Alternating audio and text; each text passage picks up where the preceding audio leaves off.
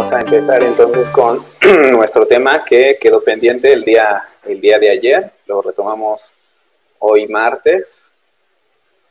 Y el tema, ¿cómo sé que tengo ansiedad?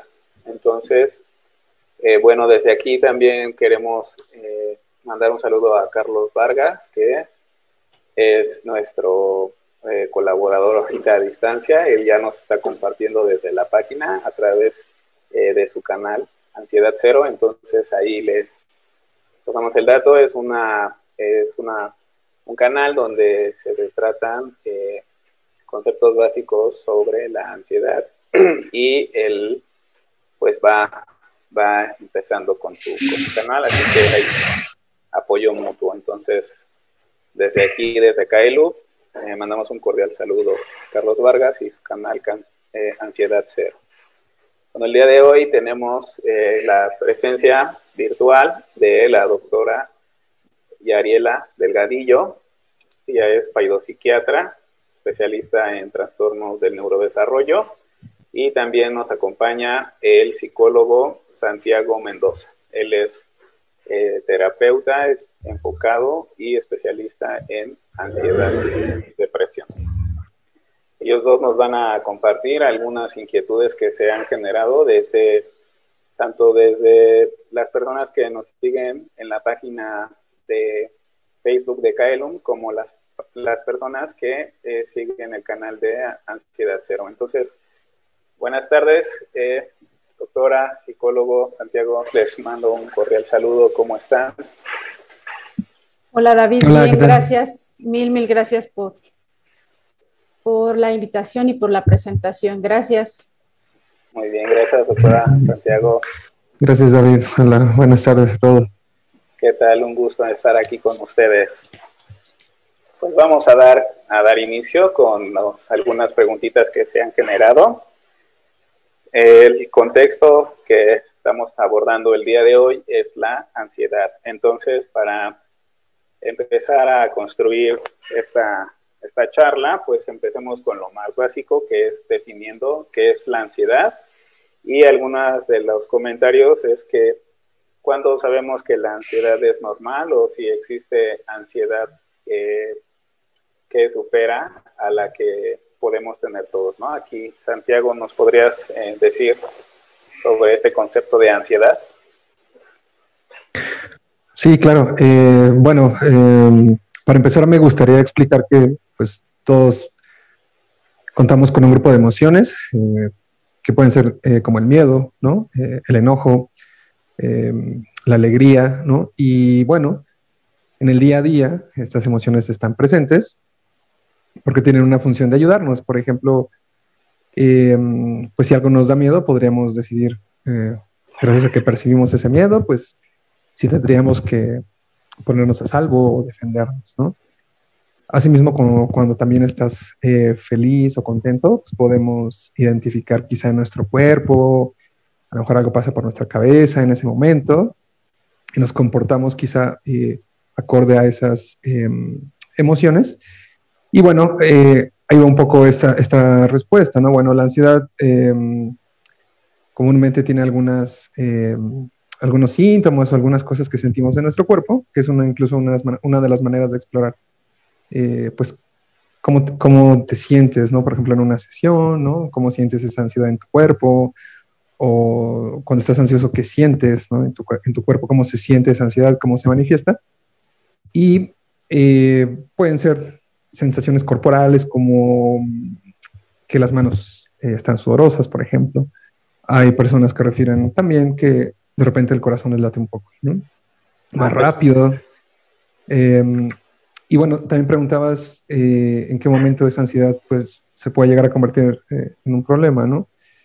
Sí hay momentos en los cuales la ansiedad pues ya te sobrepasa, ¿no? Está presente la mayor parte del tiempo de tu vida, pero sobre todo te impide hacer cosas, ¿no? Y entonces ya pierde esa función que puede ser adaptativa, como yo les decía en un inicio. Y eso ahorita también lo vamos a tocar. Pero, resumiendo, como yo les mencionaba al inicio, pues estamos en esta vida con estas emociones que nos acompañan. Y este cúmulo de emociones o este abanico de emociones, pues se estarán activando dependiendo también de lo que nos suceda, ¿no? Entonces, más que quitarlas o eliminarlas tal cual, no se puede, pero sí se puede tratar de que sean más adaptativas, que nos ayuden, ¿no? A aprender a regularlas y que no nos secuestren, ¿no? Como así yo digo, ¿no? A veces te secuestra la ansiedad o el miedo y pues te paraliza, ¿no? Puede ocurrir, sí. Y también se puede convertir en un trastorno, sí.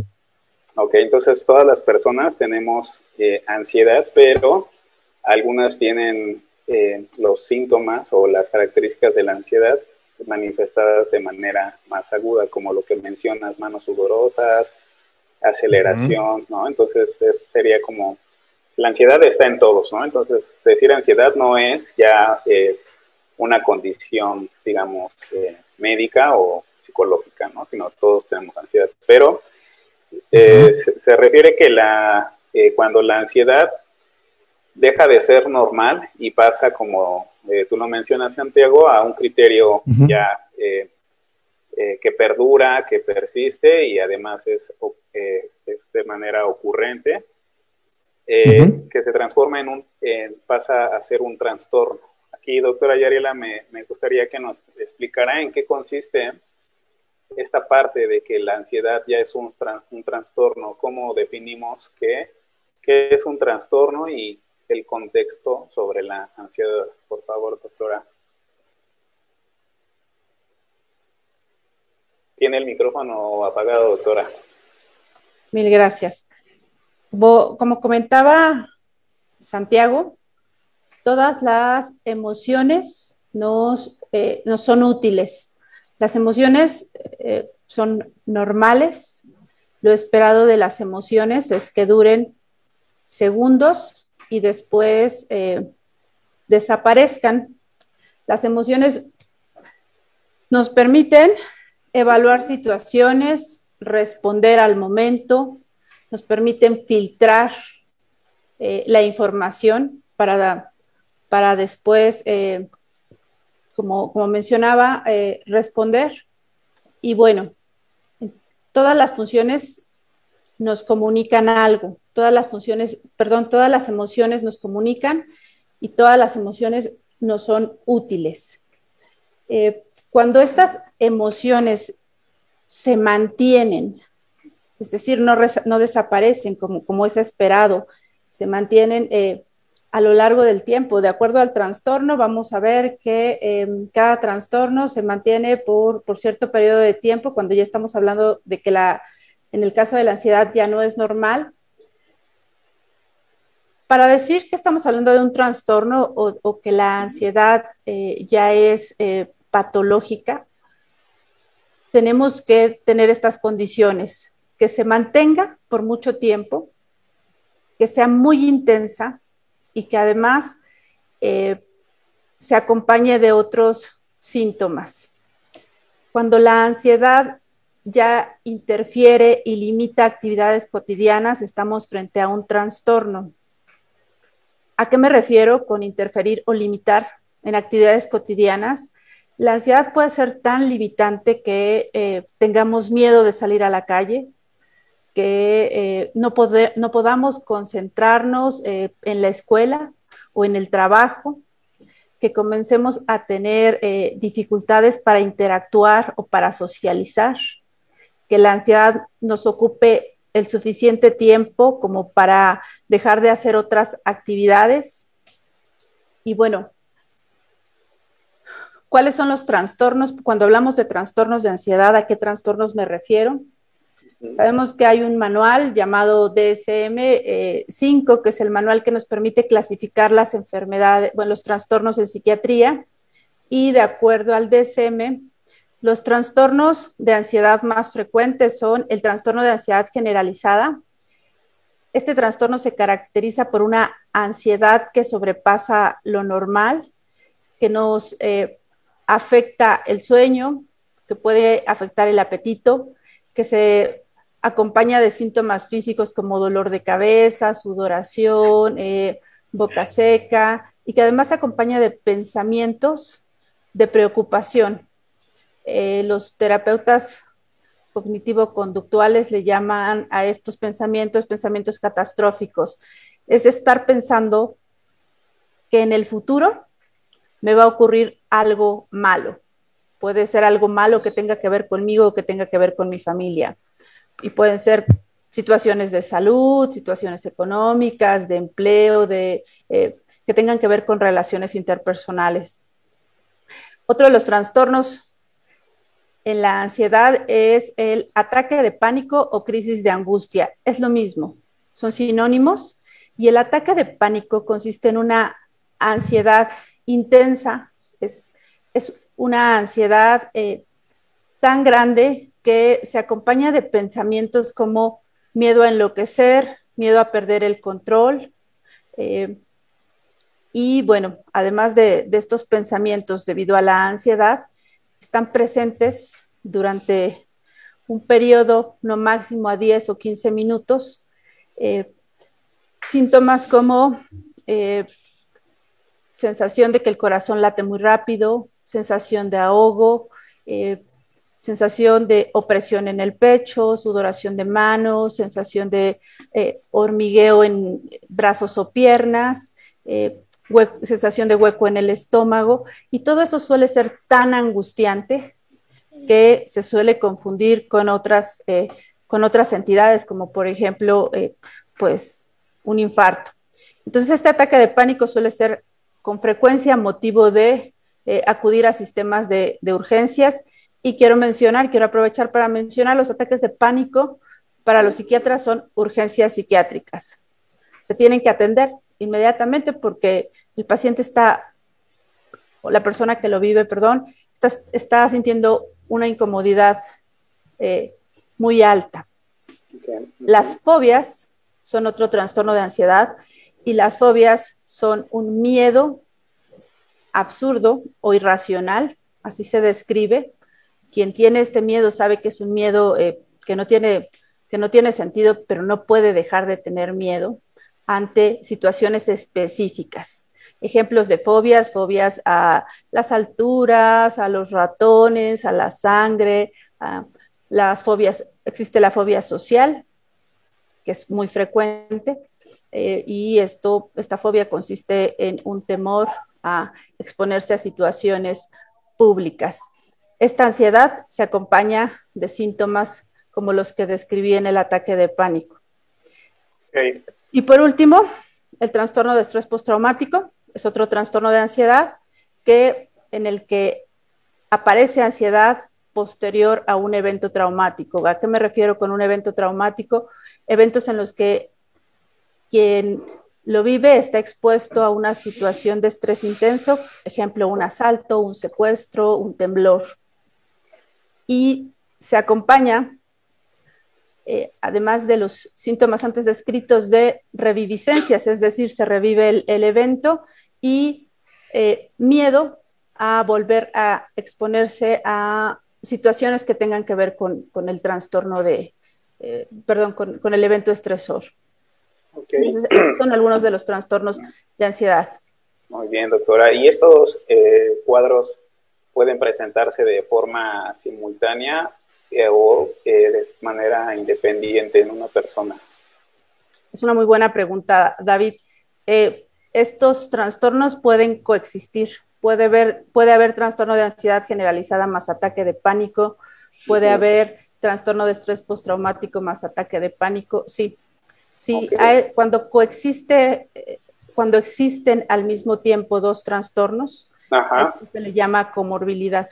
Ok, perfecto. Y como lo que menciona, un ataque de pánico que ya se considera un criterio de urgencia más un criterio de fobia, pues me imagino que esta situación ya es sumamente más urgente, ¿no? Sí. Bueno, quien lo vive cada uno por sí mismo lo consideraría una urgencia, pero a decir verdad, el momento más bueno, de acuerdo a estos trastornos que describí, el que genera mayor incomodidad por estos pensamientos que acompañan de miedo a enloquecer o miedo a morir es el ataque de pánico. Ok, muy bien, doctora. Y bueno, estos cuadros, estos trastornos que acaba de mencionar, se fundamentan en algunas características que les da la presencia, ¿no? ¿Nos podría mencionar qué características contextualizan estos trastornos? Sí, ¿qué diferencia uno de otro? Sí, sí, doctor, sí. Sí, en el caso de la ansiedad generalizada, es una ansiedad constante a lo largo de 6 meses como mínimo. Para hablar de ansiedad generalizada es 6 meses como mínimo, pero no basta la ansiedad. Se acompaña de síntomas como los que mencionaba hace un momento, ideas catastróficas, ideas atemorizantes y Ajá. síntomas físicos. Con el trastorno de ansiedad generalizada, el tiempo para hablar de este diagnóstico tendría que cursar quien lo vive con un periodo mínimo de 6 meses. En el ataque de pánico, los síntomas son muy intensos, pero en un periodo de entre 10 a 15 minutos. No dura más de esto, afortunadamente, porque es muy, muy incómodo. En el caso de las fobias, la fobia se caracteriza por un miedo a una situación específica. A diferencia de los anteriores, no tiene que haber necesariamente un evento que lo detone. En el caso de las fobias, sí. Es por ejemplo, ante la presencia de arañas, se desencadenan todos los síntomas hay muchas fobias, ¿no? Pero es ante un evento específico. Y en el caso del estrés postraumático, como su nombre lo dice, tiene que haber un evento estresor, un evento sumamente estresante. Mencionaba hace un momento algunos de ellos. Después del último temblor en la Ciudad de México se describió trastorno de estrés postraumático. Hay personas que son más vulnerables a desarrollarlo y hubo personas que reportaron eh, trastorno de estrés postraumático.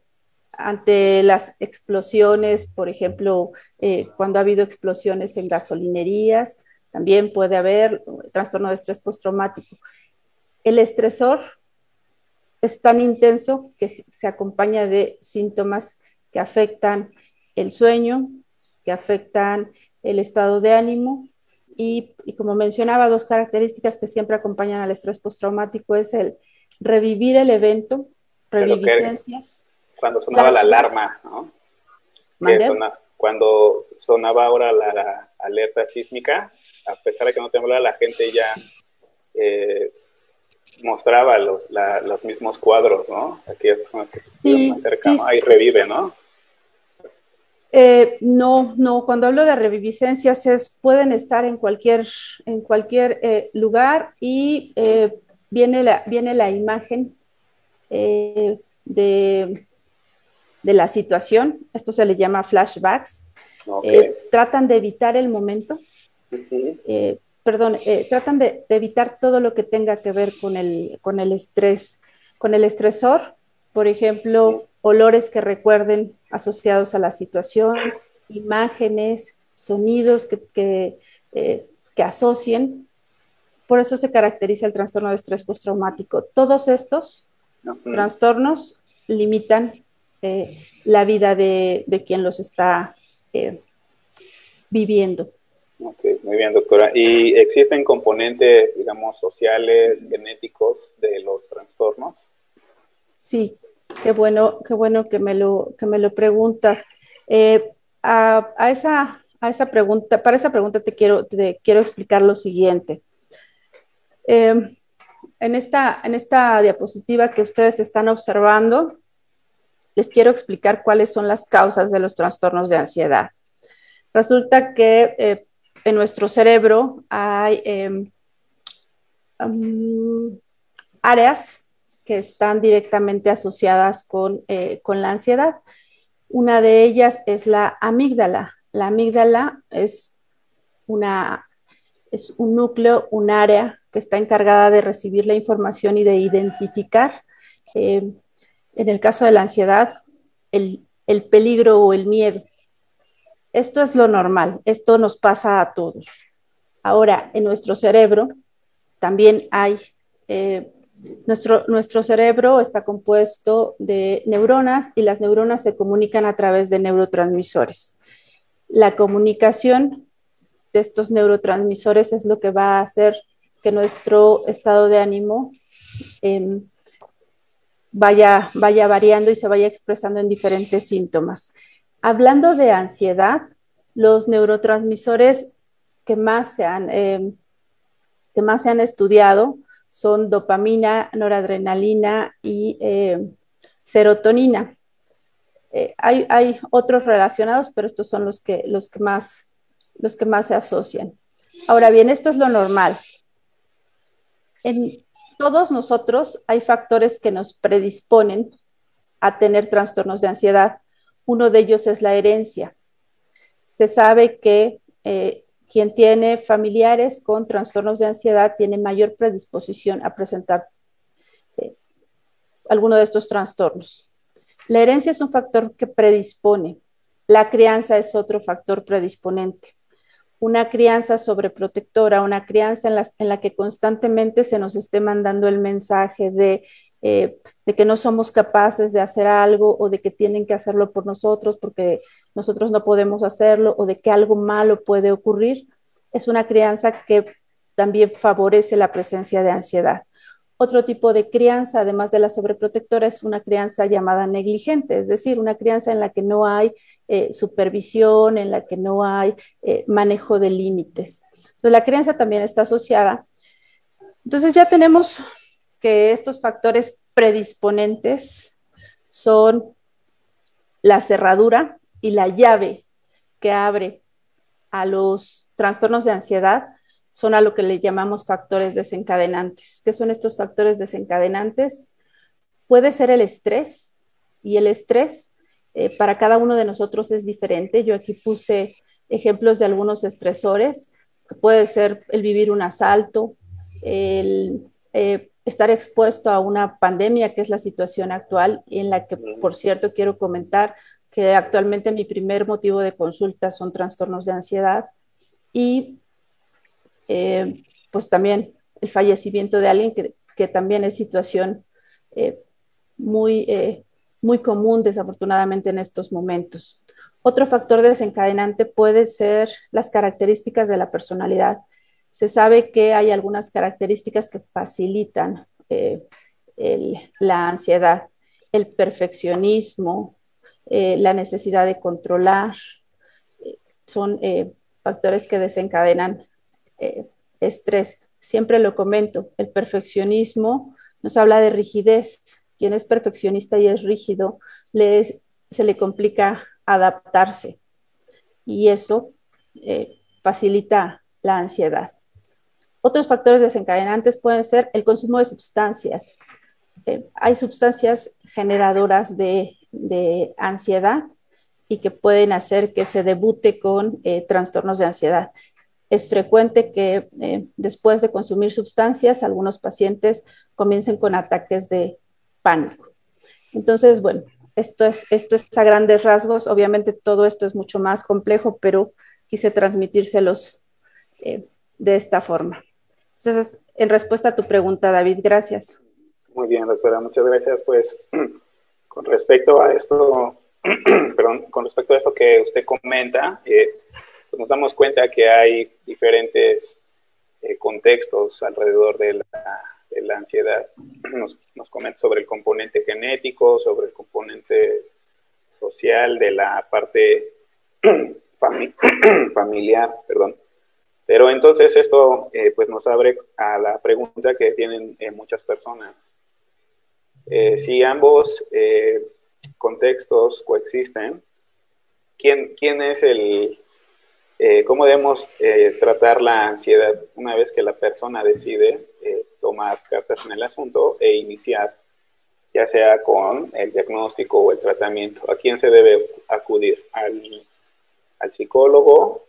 ¿Y qué área es la que va a trabajar, el psicólogo o al psiquiatra? ¿Y cuál es el área que va a abordar con respecto a la ansiedad? Entonces aquí, Santiago, ¿nos puedes mencionar cuándo se dirigen con un psicólogo? Claro, bueno, aquí primero apuntar la necesidad y la importancia de visibilizar el fenómeno, es decir, que es algo que ocurre, que como ya habíamos mencionado, pues no es necesariamente en sí misma la ansiedad mala, que ya vimos los criterios con la doctora de cuándo se puede convertir entonces en un trastorno, ¿no? Algo incapacitante. Tiene que ver ahí de la mano con varias cosas, como los eventos altamente estresantes, como la pandemia, como el sismo, como un asalto, ¿no? Por ejemplo. Y entonces, tener claro, ¿no? Ahorita todos que hay algo que se puede hacer, ¿no? O sea, que hay especialistas que pueden apoyar, ¿no? Y entonces aquí, la terapia cognitivo-conductual, pues sí, en efecto, es un abordaje que puede ayudar bastante a las personas que están padeciendo, por ejemplo, algún trastorno relacionado con la ansiedad, que ya vimos ahorita en el cuadrito que puso la doctora, que pueden ser varios, ¿no? Sí, en efecto, hay terapias enfocadas a cada uno de esos que vieron en los cuadritos. Sin embargo, no solamente es un tema de si voy con el psicólogo ya sería suficiente, no necesariamente, porque también tendría que recibir una evaluación también por parte del área de psiquiatría o un psiquiatra o una psiquiatra. Ajá. Idealmente no se recomienda tanto, al menos yo tampoco soy de la idea, que solamente sea un área, sino que se hagan una sinergia, ¿no? Entre los dos, puedan apoyar al mejor tratamiento, ¿no? De hecho, así está descrito en algo que se llaman guías clínicas, que son unos libritos que dicen, bueno, a ver, si alguien llega con fobia específica a esto tal, o un trastorno de estrés postraumático, que se indica que podría beneficiarle, ¿no? Se nombra la psicoterapia, pero sí también se va a nombrar que una recomendación muy importante, obviamente, sería la valoración por parte del área de psiquiatría. Entonces, esto también es muy, muy, muy, muy importante, que bueno que lo comentas con la pregunta, porque también hay estigma, ¿no? Así como hay estigma de, híjole, es que voy a ir al psicólogo o al psiquiatra, ¿no? También hay estigmas relacionados a que, pues, nuestros campos o nuestras áreas necesariamente tienen que estar peleados, ¿no? Sin embargo, creo que hay que mejor evidencia que estar aquí los dos, pues comentando sobre los abordajes, ¿no? Que hay sobre la ansiedad, y eso también es muy importante, ¿no? Quitar o empezar a destruir esos mitos de que nuestras áreas siempre tienen que estar en conflicto, ¿no? O que si vas con el psicólogo, entonces ya no vayas con el psiquiatra, ¿no? O que si vas con el psiquiatra, entonces ya no vayas con el psicólogo, ¿no? Porque no tiene sentido. Entonces la idea es trabajar de la manita, juntos. Claro, y pues con más sentido cuando vemos los componentes asociados, ¿no? Por ejemplo, pues sí, claramente se ve como el componente anatómico-fisiológico sobre las neuronas y los neurotransmisores, pues esa parte corresponde al psiquiatra, ¿no? Y posiblemente aquí, Santi, por ejemplo, Santiago, nos podrías decir si acudir con el psicólogo, ¿cuáles serían los cuadros clínicos que sí se podrían reducir, digamos, en tu área, ¿no? O sea, el estrés, las fobias, los ataques de pánico. Aquí, sí, danos una idea general, por favor.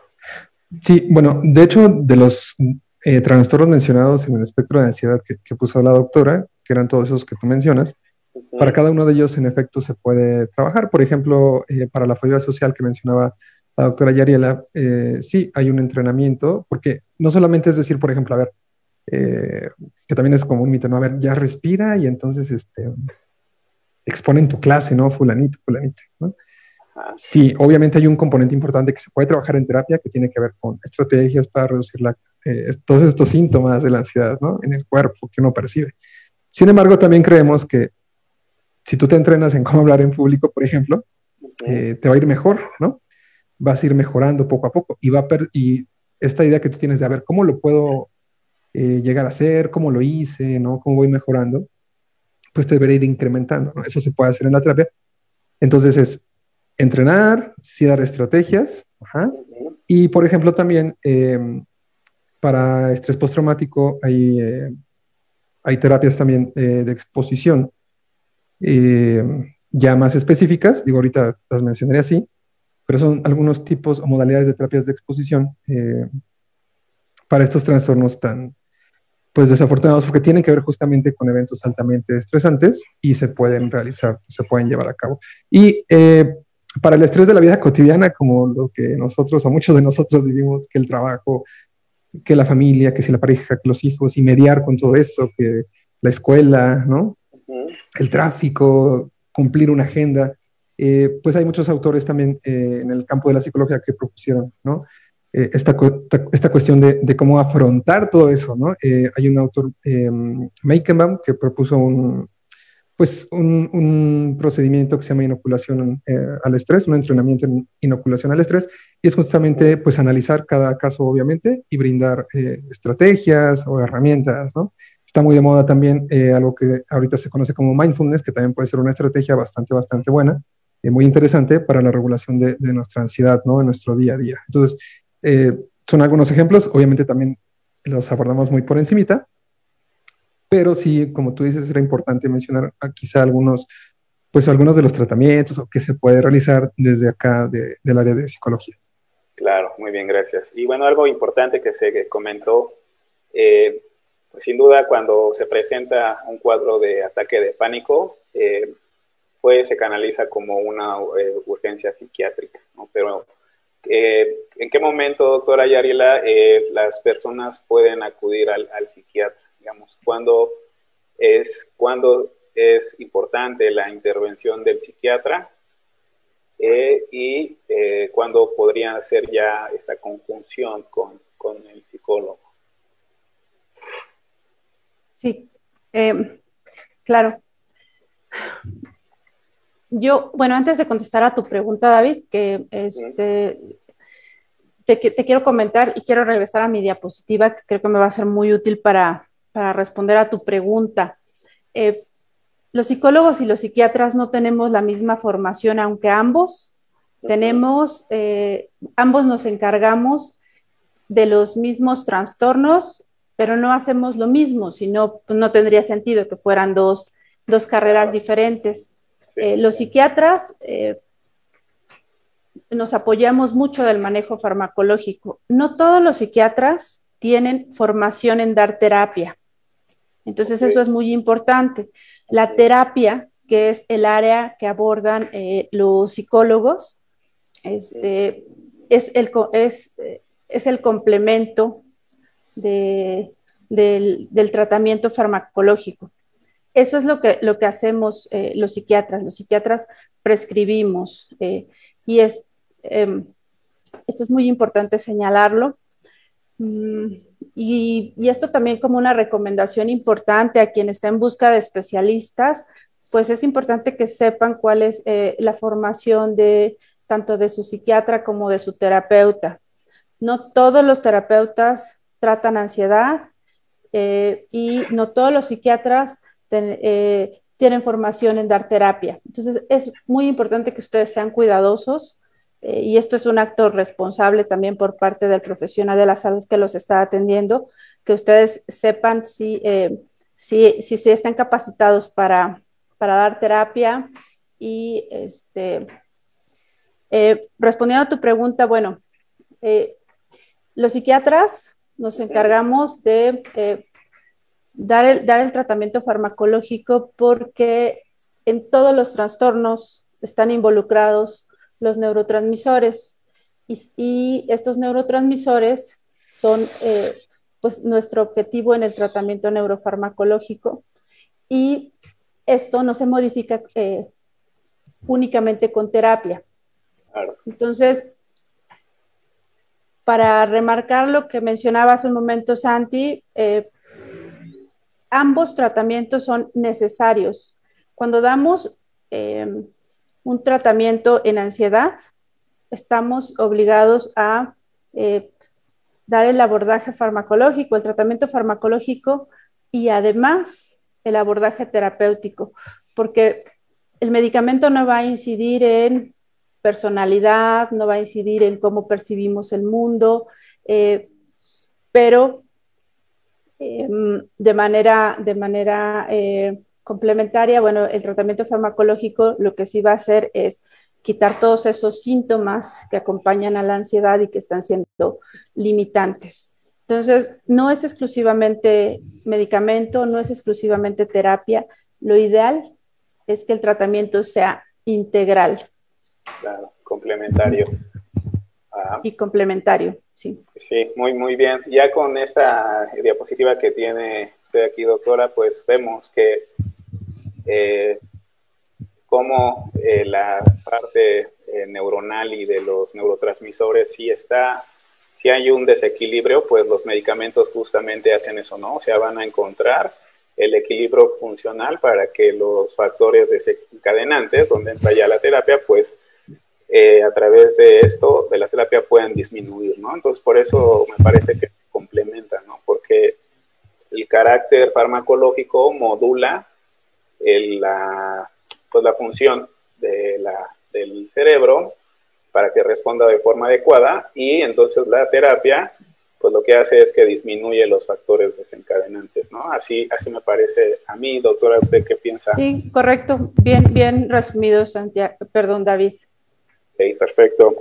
Bueno, mire, pasemos a la siguiente cápsula, digamos, porque pues es sobre los mitos que existen alrededor de la ansiedad, y aquí pues muchas personas han comentado sobre ciertas características alrededor de la ansiedad y por cuáles pues no inician una consulta, ¿no? Porque tienen una desinformación pues que viene arraigada como de mucho tiempo. Pero uno de los primeros mitos que me gustaría que me contestaran sería que si la ansiedad se cura, ¿no? O sea, el término per se, ya ansiedad, me parece que está asociado a un padecimiento, pero como lo acabamos de ver, es parte de una condición normal. Entonces, tener ansiedad, primero, pues ya vimos que no es un sinónimo de padecimiento directo, sino que depende de la intensidad y del cuadro que se muestre. Ahora, cuando pasa a ser un trastorno o esta ansiedad ya perdura, ¿la ansiedad en forma de trastorno se cura, o qué sucede cuando se da pie a la consulta psiquiátrica o a la consulta psicológica? Santiago, ¿nos podrías decir, por ejemplo, en este caso, qué sucede? Sí, bien, como ya lo habíamos mencionado, en términos de que la ansiedad es una propiedad que tenemos, ¿no? Como las emociones como seres humanos, son manifestaciones que van a estar ahí, ¿no? Y que entonces se puede llegar a salir de control y transformarse o hacer la transición a un trastorno, que fueron los que se nombraron. Y sí, pues así como hay enfermedades que requieren control, ¿no? Como la diabetes, estar siempre, pendientes del medicamento, de ir con el médico, ¿no? Por ejemplo, pues igual acá, ¿no? Con algunos de los trastornos hay que tener, sí, un tiempo indicado de atención psicológica y trabajar sobre el autocuidado, sobre la prevención de recaídas, ¿no? Es decir, sobre como un kit, ¿no? Bueno, a ver, si tú haces esta serie de conductas que te puedan ayudar a cuidarte por el resto de tu vida, pues vas a estar ahí siempre buscando el bienestar, ¿no? Porque sabemos que puede haber altas y bajas y porque las recaídas también pueden ocurrir, ¿no?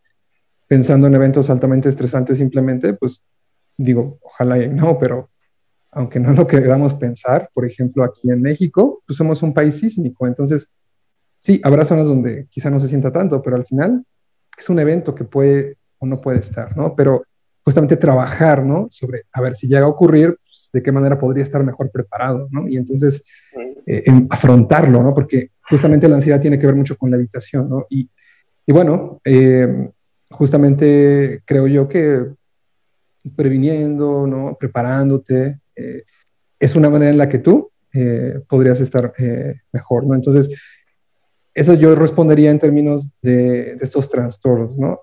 Porque sí hay que tener ese autocuidado, ¿no? O sea, no te puedes dejar así de, bueno, ya me siento mejor, como ocurre a veces, Claro. ¿no? Y ya la primera de cambio, favorable, que hay bienestar, que se me quitan los síntomas, pues ya voto todo, ¿no? Ya no voy ni con el psiquiatra ni con el psicólogo, y ya jamás regreso ni me vuelvo a ocupar Claro. de qué pudo haber en primer lugar, haber detonado, por ejemplo, mi ataque de pánico, por ejemplo, ¿no? Y qué pudo haber estado detrás de ese ataque de pánico, ¿no? Entonces, eso es lo que yo sugiero. Y claro, como tú lo mencionas, los mitos pues van mucho, desafortunadamente, del estigma de lo que significa en México es lo que nos compete, ¿no? También en el mundo, pero lo que significa en México, perdón, pues acudir a un servicio, ¿no? Y son datos muy interesantes. Yo siempre me quedo muy impresionado de la última encuesta de salud mental que se realizó porque pues, más o menos, creo que eran 15 años en promedio lo que tarda una persona en llegar con el especialista, ¿no? Y creo que se va también de la mano, ¿no? Entre otras cosas, sí, pero también de este estigma, ¿no? De qué significa entonces ir con los especialistas en la atención a la salud mental. Sí, muy bien. Pues sí, yo creo que radica como pues en los mismos componentes que se presentan. Cuando se presentan, pues uno podría decir que tiene el cuadro y es un motivador para ir a consulta, pero al reducir, digamos, el estrés, algunos detonantes, pues los cuadros se reducen y pues ya no se va a consulta, ¿no? Entonces, yo creo que precisamente ahí radica como la dificultad o este estigma, ¿no? De que, pues como ya se redujo el detonante, es decir, no sé, en mi trabajo, una persona, un evento que me estresaba, ya desapareció, pues me relajo, ¿no? Entonces, ya no hay motivo por el cual ir a consulta, ¿no? Entonces, en ese sentido, uno podría decir, bueno, ahí no es que se cure la ansiedad, sino se regula o se regresa a las funciones normales, ¿no? A donde la ansiedad está presente de forma funcional en las personas, ¿no? Entonces, otro de los mitos pues muy comentados es sobre que cuando la ansiedad, digamos, de ser normal se agrava y pasa a trastorno, es un sinónimo de locura, ¿no? Entonces, aquí, doctora Yariela, ¿qué nos podría decir sobre la pregunta que nos han hecho sobre si la ansiedad vuelve locos a las personas que la padecen? David, esa pregunta la va a contestar Santiago. Ok. Santi, aquí. Ok. Sí, en efecto, en el ataque de pánico, por ejemplo, y como mencionaba la doctora Yarela, por excelencia hay una percepción, es decir, si me están pasando todas estas cosas en mi cuerpo y nunca me había ocurrido, no le puedo poner palabras, ¿cómo lo describo? Pues claro que da mucho miedo, ¿no? O sea, que sientas como que te estás ahogando, como que el corazón se te sale, ¿no? De lo fuerte que está latiendo y que tus manos están bien sudorosas, como que te sientes mareado y empiezas a pensar, híjole, ¿qué puede ser esto, no? Y buscas la explicación, tu cabeza está así como a 1000 por hora buscando, híjole, ¿qué puede ser? ¿Qué puede ser? ¿Qué puede ser? Y en esos 15 minutos del ataque de pánico, pues pasan por tu cabeza, es que me voy a infartar o pues, mis pulmones van a colapsar, ¿no? Aquí ya me quedé, ¿no? Esto va a ser lo último que mis ojos van a observar, ¿no? Entonces, sí, en esos casos, claro, literalmente tú podríamos etiquetarlo así, ¿no? Pues sí, y me ha pasado, así te lo describen, ¿no? Pues yo sentía como que me volvía loco, ¿no? O me volvía loca y que perdía el control, ¿no? O sea, porque no sabía yo qué me estaba ocurriendo. Entonces, parte también de nuestro trabajo es psicoeducar, ¿no? Explicar en algún punto a nuestros consultantes, primero, pues, qué es eso que les pasó, ¿no? Y que en efecto, en esos momentos, sí, claro, es muy real las sensaciones, obviamente las están experimentando, y puede haber esta valoración como que uno está perdiendo el control, que se está volviendo loco, ¿no? Pero como ya lo hemos visto, experimentar ansiedad no es igual a que te vas a volver loco, ¿no? Como tú lo mencionabas, volvemos a los ejemplos donde la ansiedad puede tener una cuestión más funcional, un examen, por ejemplo, de un estudiante, pues claro, a lo mejor en ese momento se sintió ansioso, pero no necesariamente percibía en ese momento que se estaba volviendo loco. A lo mejor lo que pensaba era, híjole, igual y voy a reprobar, ¿no? O ya me quedé otro semestre más aquí, si no paso, qué sé yo, ¿no? Anticipar entonces, un futuro catastrófico por sacar malas exactamente, notas, ¿no? Se acaba su carrera. Exactamente. Sin embargo, ahí no necesariamente tiene la percepción ante el evento de que se está volviendo loco tal cual, ¿no? Entonces, sí, ese es otro de los mitos de que ansiedad igual a, y yo incluso a veces lo podría pensar, ¿no? Como que ansiedad igual, y nos imaginamos así la persona en el ataque de pánico, ¿no? Pero entonces no, no es igual. Ok, perfecto, muy bien. Y bueno, entonces yo creo que aquí hay un área donde sí, la contribución de la doctora nos podría decir. Otra de los mitos es que al consumir antidepresivos o los medicamentos pues asociados al tratamiento de la ansiedad, pues alteran o hacen algo, ¿no? En los neurotransmisores del cerebro. Aquí, ¿qué nos puede comentar, doctora? ¿Qué hacen y qué no hacen los medicamentos? Ok, perfecto. Gracias, David. Y esta para mí es la parte más importante de la plática para mí, porque cuando atendemos pacientes que tienen ansiedad o depresión, siempre hay temor al tratamiento. De hecho, no solo en los pacientes, me parece que es un temor generalizado. Hay mucho estigma también con el tratamiento farmacológico que se utiliza en psiquiatría. ¿Qué hacen? Bueno, pues aquí les puse una imagen de lo que hace el medicamento. Vemos aquí estas dos arañitas uniéndose, son las neuronas. Estas son las que componen a nuestro cerebro y las encargadas de mandar la información. Las neuronas se comunican a través de neurotransmisores y a través de electricidad. Aquí en el círculo vemos esta unión de las neuronas y aquí observamos lo que hace el medicamento. Las bolitas que vemos en la parte de arriba son las vesículas que contienen a los neurotransmisores, que se funden para depositarse en este espacio y después pasar a la siguiente neurona. La cantidad suficiente y la comunicación adecuada favorecida por el medicamento es lo que restablece el estado de ánimo del paciente. Es lo que hace que comiencen a desaparecer los síntomas.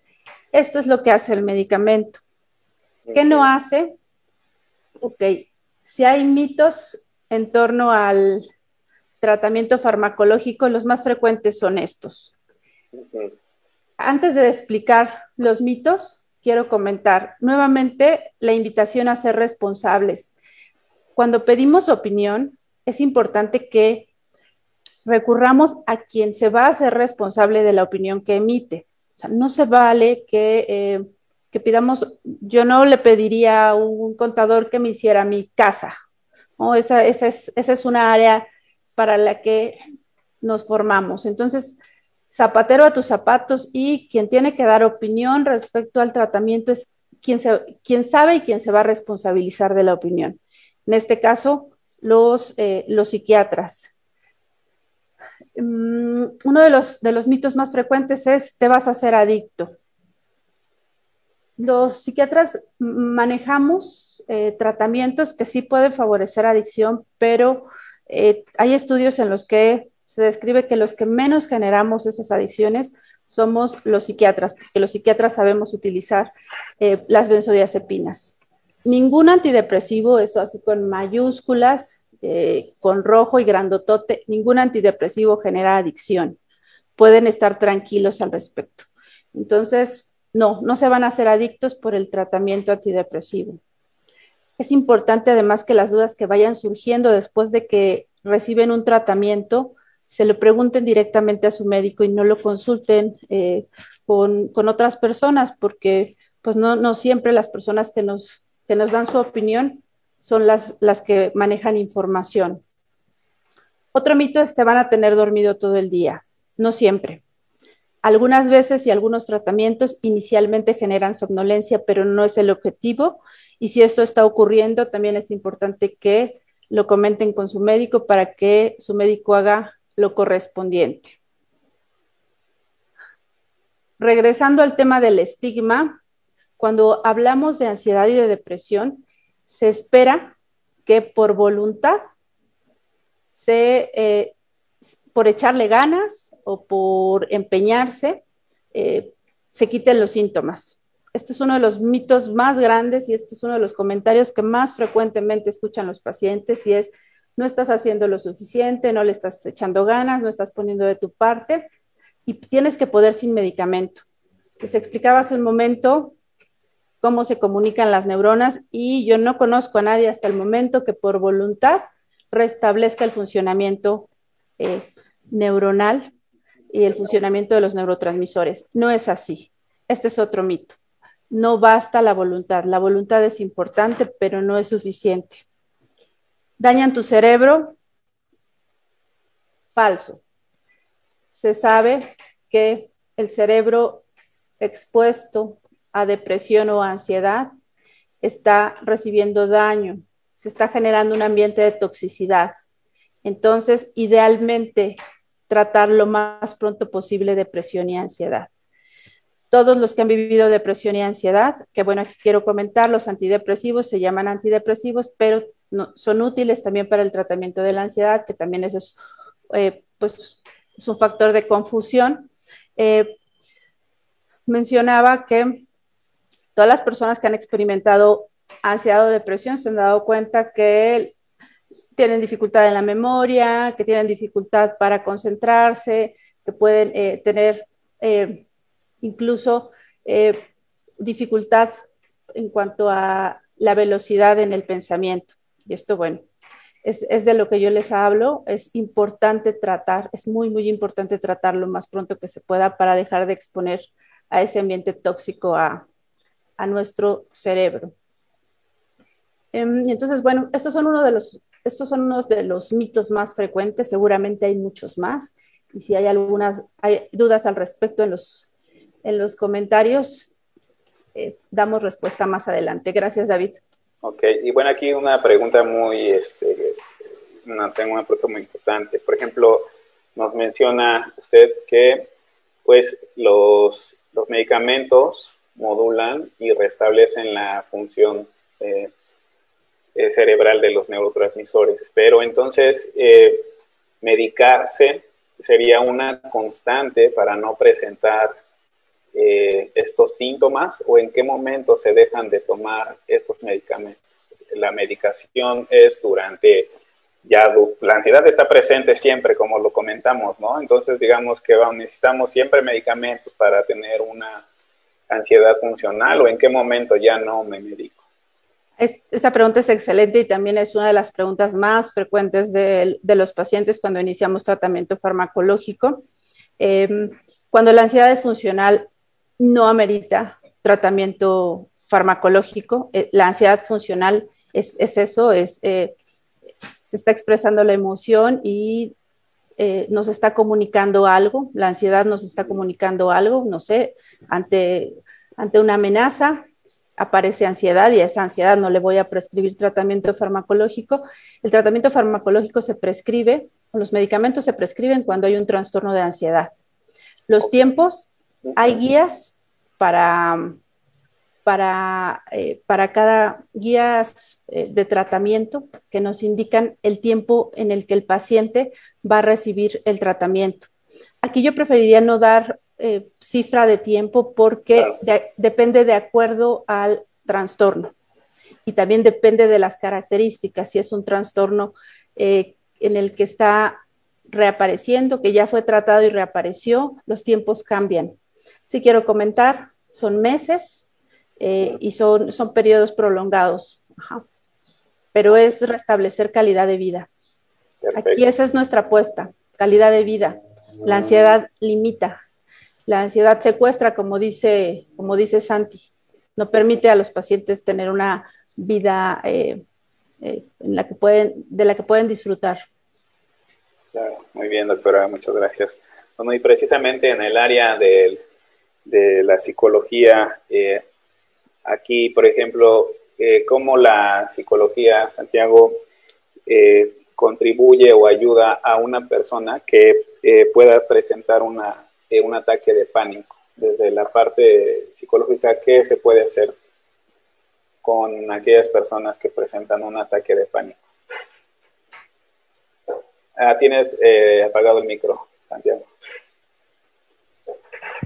Disculpa. Sí, la partiría en dos. O sea, no sería lo mismo quizá ya en una terapia, con una persona que ya lo presentó y acudiera a la sesión, obviamente sin presentar o no presentando el ataque, donde se tendría que hacer un trabajo enfocado a eso, a informar, a educarle sobre qué es lo que sucede en el ataque de pánico. Y si estuviera en el momento del ataque de pánico, algo que puede ayudar o puede tratar de aminorar quizá los los síntomas tan intensos, sí sería, por ejemplo, realizar alguna estrategia enfocada a la respiración, como una respiración que se le conoce como 4-2-8, en referencia al tiempo, ¿no? que corresponde a cada fase de la respiración. Entonces sería en ideal 4 tiempos inhalar, sostener el aire 2 segundos y exhalar en 8 segundos. ¿Por qué puede ayudar esto? Porque justamente tratar de regular la respiración, pues digamos que ayudaría a disminuir un poco esos síntomas que se están experimentando con alta intensidad. Ojo, no quiere decir que, bueno, solamente las personas vayan a respirar entonces o ejecuten una técnica de respiración en el momento, porque eso sería momentáneo nada más para esa situación, ¿no?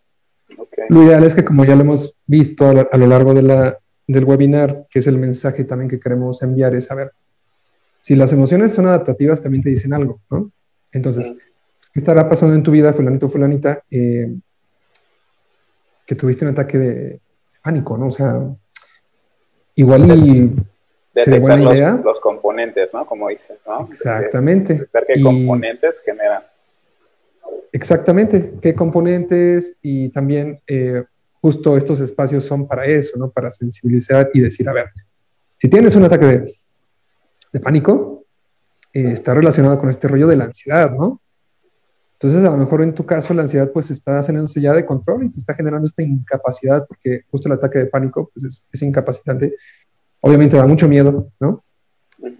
Y afecta la calidad de vida, que es lo que mencionaba la doctora, y eso es lo que nosotros tratamos, pues es como la prioridad, ¿no? Mejorarlo, ¿no? Dotar de estas herramientas, al menos nosotros también desde el área de la psicología, y que entonces, en ese sentido, el ataque de pánico también sea una llamada, ¿no? Como una alerta, decir, híjole, pues igual te beneficiaría con la psiquiatra y con el psicólogo y ver qué tienes, ¿no? Porque se puede atender.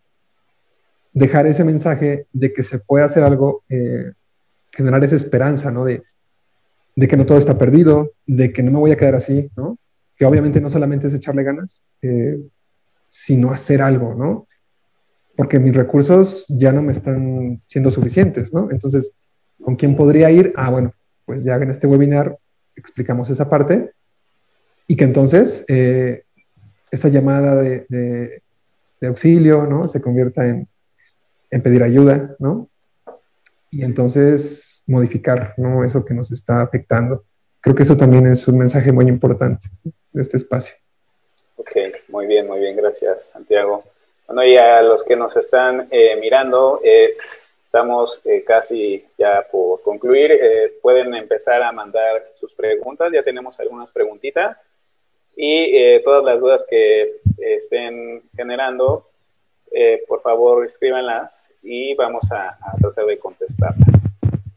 Entonces, para finalizar ya, doctora Yariela, ¿cuál sería su última participación, resumiendo la parte psiquiátrica con respecto a la ansiedad y la contribución que tiene la psiquiatría en el tratamiento de este trastorno? Mi mensaje respecto a los trastornos de ansiedad y a la ansiedad en especial, bueno, cuando la ansiedad nos empieza a limitar y no nos permite desempeñarnos como queremos, cuando nos está quitando, nos está dejando sin dormir, nos está modificando el apetito, ya no nos está permitiendo desempeñarnos de manera habitual, es necesario solicitar ayuda. Me voy a adelantar, vi que había preguntas en quién debe tratar, a quién debo recurrir primero. Nuevamente, investiguen la formación. Un psiquiatra puede tratar los trastornos. Insisto, la terapia va a ser necesaria.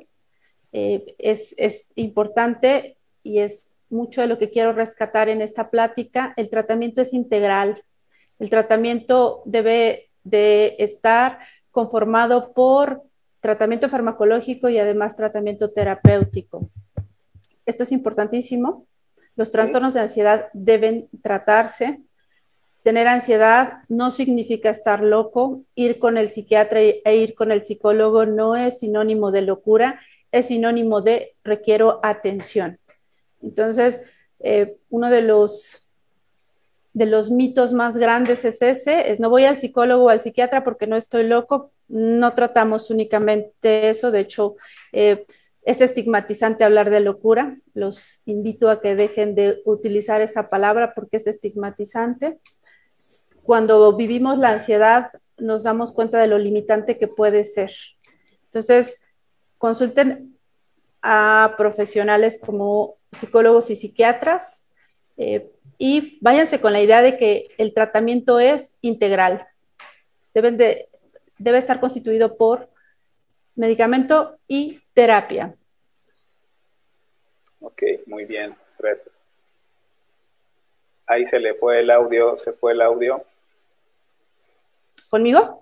Sí, ahí ya recuperamos. Listo. Gracias. Ok, muy bien, doctora, muchas gracias. Y bueno, Santiago, ya desde la parte de la psicología, ¿cuáles serían los puntos más relevantes que te gustaría mencionar para cerrar? Sí, yo creo que es una cuestión también de responsabilidad de nosotros como psicólogos, así como decía la doctora, estamos obligados a que si en la consulta detectamos, ¿no? un trastorno, ¿no? O una ansiedad incapacitante, ¿no? Sí, si se puede hacer en el momento, pues canalizar o enviar con un especialista, un psiquiatra, una psiquiatra, porque justamente es poner en práctica lo que estamos haciendo, ¿no? Y sí es un deber que nos toca. Bueno, así yo lo creo yo en la práctica, porque justamente estamos hablando entonces de que sea algo integral, ¿no? Entonces, si no lo hacemos, pues nunca vamos a empezar a trabajar integralmente, ¿no? Entonces, yo creo que ahí sí es una responsabilidad, ¿no? de nuestra parte. Y pues sí, que justamente todos los trastornos que mencionó la doctora, estos cuadritos así como escalerita, a cada uno de esos puede corresponder efectivamente un protocolo en específico o una serie de pasos que se pueden llevar a cabo en terapia para atenderlo, ¿no? Pero sí, el mensaje es, el tratamiento es integral para los trastornos de ansiedad. Entonces, no se puede conceptualizar nada más voy a uno y el otro no, porque justamente tiene que ver con el estigma, ¿no? Porque el medicamento es malo, porque el psicólogo está locos y nada más con el medicamento, ¿no? Entonces, estar como en esas ideas, ¿no? Respecto a la atención, pues tendrá una cuestión ahí de beneficio limitada, ¿no? Y pues continuar con espacios como estos para promover, entonces, la propuesta, ¿no? De que el tratamiento. Ahí se apagó tu audio, Santiago, se apagó tu micrófono, se desconectó. Listo. Ok, bueno, entonces pues vamos a dar inicio a las preguntas. Como lo mencionó doctora, pues ya se anticipó a una de las preguntas sobre con quién ir a valoración. Y aquí tenemos a Miguel Ángel López, dice, ¿puede estar vinculado el estrés y la ansiedad? Aquí, doctora, ¿cómo nos podría responder esta pregunta? Sí, yo mencionaba hace un momento un factor desencadenante para ansiedad es el estrés. Todos vivimos estrés, pero el estar sometido a estrés constante puede modificar estos neurotransmisores y modificar la comunicación y favorecer la expresión de síntomas. Desde luego que sí, que el estrés es desencadenante de ansiedad. El estrés constante, el estrés crónico es desencadenante de ansiedad. Ok. Entonces, el estrés puede ser reducido mediante terapia y mediante medicación. ¿Pueden complementarse ahí? Aquí habría que ver qué tipo de estrés. Okay. Si Si estoy estresado de forma constante porque están a punto de, no sé, se me ocurre de despedirme, pues aquí no, la terapia no interfiere, pero si estoy estresado porque creo que me va a pasar algo, creo que, o sea, por supuestos, aquí la terapia desde luego que influye de manera importante y es la que me ayuda a ver y a diferenciar entre miedo real y miedo percibido. Muy bien. El estrés, lo que había mencionado antes, ¿no? El manejo de las emociones asociadas al estrés, es decir, que el estrés puede aprenderse a regular, a modular, desde el enfoque psiquiátrico y psicológico. Uno puede ya, digamos, no anticipar eventos catastróficos, es lo que vamos a tener como resultado si acudimos a consulta. Vamos a dejar de anticipar o de visualizar eventos catastróficos o vamos a poder identificar qué eventos se asocian a anticipar estos eventos catastróficos. Aquí, ¿cómo podría ser, Santiago, por ejemplo? Oye, tu micrófono, Santi.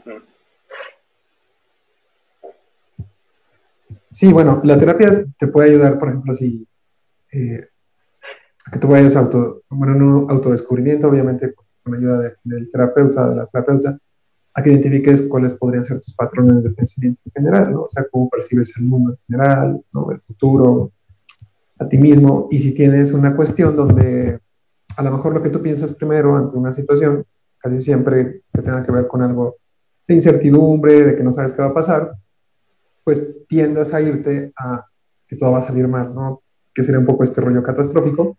Y la terapia te podría ayudar entonces a trabajar sobre esa parte, ¿no? Con esa perspectiva que tienes de los eventos, ¿no? ¿Para qué? Pues para buscar ese bienestar, ¿no? Que ya no te sea tan incapacitante. Y bueno, mencionabas algo acerca de algo de eventos catastróficos también, si llegan a ocurrir, algo ahí me perdí yo. Pero... que las personas anticipan o se adelantan a la idea de los eventos catastróficos. Ya entendí. Sí, era un poco entonces lo que yo comentaba. Y bueno, también, ojo aquí, si las personas que nos están escuchando pues también han padecido un evento altamente estresante, recordar que ese es un factor de riesgo también, es decir, si te ha ocurrido algo donde ha estado en peligro tu vida o has sido testigo de daño a otras personas, ¿no? Como los asaltos, por ejemplo, ¿no? Sí sería importante tener eso en cuenta porque esos eventos, claro que nos afectan, ¿no? Y pueden tener como repercusiones que nosotros o las personas comiencen a padecer algunos síntomas relacionados con la ansiedad, ¿no? Entonces ahí también habría que tener la consideración y que por supuesto eso se puede atender pues con los especialistas, ¿no? De salud mental. Ok, bueno, y ya aquí una pregunta, Adriana García, pues tiene un comentario sobre cómo puede trabajar ella como madre con su adolescente que ha padecido ansiedad, porque estar en el acompañamiento con él, pues también ya le está generando estrés, ¿no? O sea, que una recomendación, un consejo que le puedan brindar, por ejemplo, doctora. Yo más que recomendación, bueno, sí, mi recomendación es, si ha estado en tratamiento y continúa con síntomas, sería importantísimo reevaluar si el tratamiento que está recibiendo está siendo efectivo, porque cuando estamos en tratamiento, el objetivo del tratamiento es la remisión de los síntomas, es decir, que los síntomas desaparezcan y que se restablezca la funcionalidad. Entonces, mi propuesta es, si está en tratamiento y continúa con síntomas, siempre importante reevaluar tratamiento. Tenemos todo el tiempo derecho a pedir segunda opinión o a comentar con el especialista que lo está viendo que no está viendo la respuesta suficiente. Entonces, esa es mi recomendación. No conozco el caso de forma amplia y no me atrevería yo a dar una recomendación específica, pero con lo que escucho, a mí me parece muy importante acercarse al médico que lo está tratando, comentar que continúa con síntomas, porque afortunadamente para ansiedad hay muchas alternativas, muchas alternativas. Tratamiento farmacológico, la terapia cognitivo-conductual por excelencia, y bueno, pues actualmente contamos con herramientas como la estimulación magnética transcraneal, que tiene muy buen resultado también para ansiedad, y bueno, del que afortunadamente se está utilizando de manera cada vez más amplia en nuestro país. Entonces, esa es mi recomendación con la mamá. Perfecto, muy bien, muchas gracias. Pues sí, precisamente, pues otro de los comentarios es cómo trabajan, cómo llegan a un diagnóstico de ansiedad en la clínica de Kaelum Neurocenter. Digamos que cuál es la ruta que podría seguirse. Ok, bueno, pues después de agendar la cita, se realiza un protocolo de evaluación, se realizan pruebas con la intención es hacer un perfil de necesidades y atender las necesidades del paciente. Se priorizan los objetivos y bueno, desde luego, inicialmente lo atiende psiquiatría. Lo que hemos estado comentando es lo que hacemos aquí. Se trata también la ansiedad con terapia impartida por el psicólogo. Y bueno, como comenté hace un momento, en algunos casos, si así lo evaluamos, también podemos indicar esta terapia, de la cual haremos un webinar y describiremos de forma más amplia la terapia de estimulación por corriente directa. Y hacemos una reevaluación también después de indicado el tratamiento para que se haga objetiva la mejoría de nuestro paciente. Ok, muy bien, perfecto. Pues muchas gracias. Muchas gracias a las personas que estuvieron con nosotros, acompañándonos. Santiago, muchas gracias por compartir tus conocimientos y pues despejar las dudas alrededor de la ansiedad.